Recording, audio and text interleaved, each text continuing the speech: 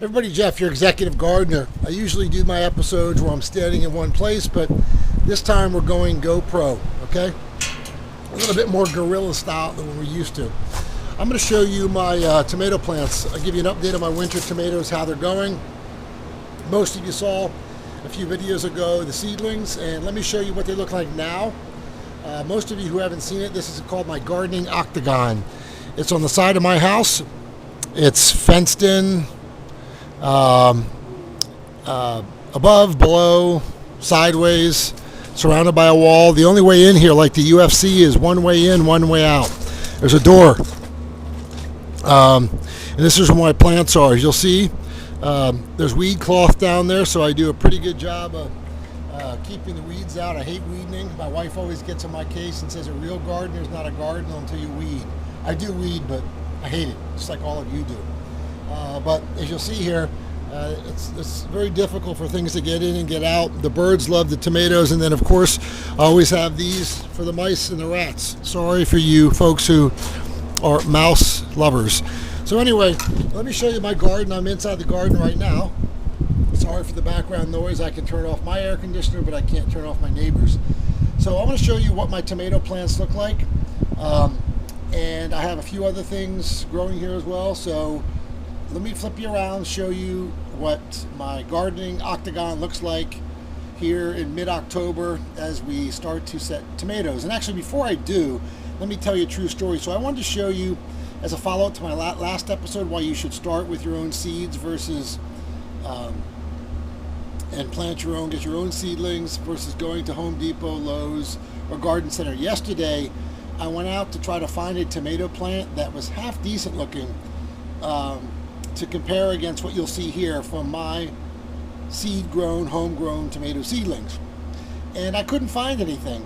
All of them looked, and I hate to be graphic here, but if any of you have a male dog, and your male dog lifts the leg on one of your plants, you know what that plant happens to that plant? It gets brown, wilted, and dies. Every one of the plants at Home Depot, Houston Garden Center, and Lowe's looked exactly like that. I'm not kidding. I hate to be graphic about it, but that's what you get, crap, when you deal with some of these big box stores, and no variety at all. So I apologize I don't have anything to compare it to, but I'll show you what I have and what's growing. So let me flip you around here.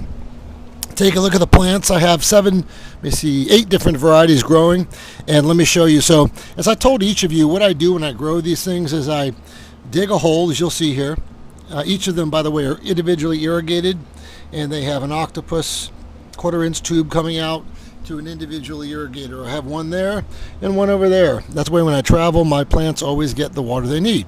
So as you'll see, they're very lush and green. One of the reasons I think, in addition to take care of my plants, is that each hole, this is my formula, I'm not saying it's right, but you need a good amount of organic N, P, and K, okay? So for the nitrogen, I put in blood meal. I dig a hole, I mix in blood meal, and that, of course, for those that don't know, comes from usually slaughtered cattle. That's a high source of nitrogen. The P comes from the fish meal that I put in there, the phosphorus, and then the K, actually I don't remember what I put. I think there's some potassium in some of the other two that I put in, but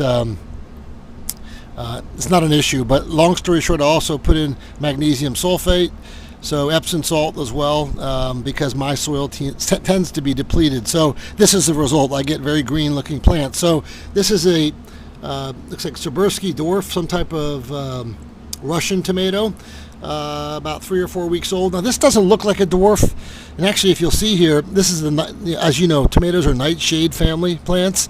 You see all these hairs here, they can be planted up to here. This plant was actually planted, there's just as much here below the dirt as there is above the dirt. So I must have got, whoever sent me the seeds must have got this mixed up. It doesn't look like a dwarf plant. Anyway, nice and green, does not look like a store-bought Lowe's, Home Depot tomato. Over here, there's a dwarf yellow, or dwarf Mr. Snow yellow. That looks like a dwarf, very green, very plush. Notice how green and lovely the leaves are. No issues, no disease. Over here we have a dwarf Kelly green. So there's actually 2 tomato plants there. This is what your tomato plant should look like in color. Over here we have a Tasmanian chocolate. Tasmanian chocolate plant. Looking very good. Over here we have a Perth Pride. This is a purple dwarf tomato. Again, 2 plants here that will come up, all looking pretty good. Over here we have a dwarf Blazing Beauty. I believe this is a red tomato. You notice it does have those pear-like leaves. It's going to be a great tomato. Over here we have a dwarf Arctic Rose tomato, also looking very good. And lastly, it's a little bit older, but I do have a Polish heirloom dwarf tomato. This one is a few weeks ahead of the others, as you'll see by size, but look how green and lush it looks. That's what your tomato plant should look like. The N, the P, and the K, the phosphorus, leads to all these buds. Look how many buds are on this plant. You already have some flowers, but tons of buds. I'll get tons of tomatoes here as well. We've actually got our first tomato, you'll see right there. And then, actually that wasn't the first, that was the second, and the other one is right here, okay? Another tomato. So I'll have winter tomatoes here very quickly. One tip I want to say to you all, and most of you know this, but when you grow tomatoes, make sure you clip off the bottom leaves so none of them are touching the soil. That's how your plants get disease, but you'll notice no bottom branches or leaves at the bottom of my plants. None on that either. So we want to keep them healthy. So a few other things I'm growing here in the garden I just want to show you. This is an Ashitaba plant from Japan. Supposed to be loaded with antioxidants and so forth. I tried numerous times in the summer to grow it, but I don't think it's a summer plant. That's why. I've got some sweet onions growing here, as you'll see. I've got some premier kale. And lastly, I've got some broccoli. Broccoli is a great winter, fall plant, as you know, and everything's hopefully within 30 to 40 days and the broccoli will be done. I'd say the tomatoes, I'll get my first tomatoes probably from that plant within 30 days, the others between 40 and 50 days, probably before the frost hits. So again, this is why you want to grow your tomatoes from your own seed. I have 8 different varieties of tomatoes. I have yellow tomatoes, I have green tomatoes, I have purple, I have chocolate, and I have red tomatoes. Great ways to make a salad, but all of them, look how green they all look, how healthy they look. That's something you won't get at most of your garden centers or Home Depot. Junk in, junk out. Take care of yourself. Again, my own formula, I'm not saying it's the right thing, but I use each hole, I put in fish meal, bone meal, and magnesium sulfate.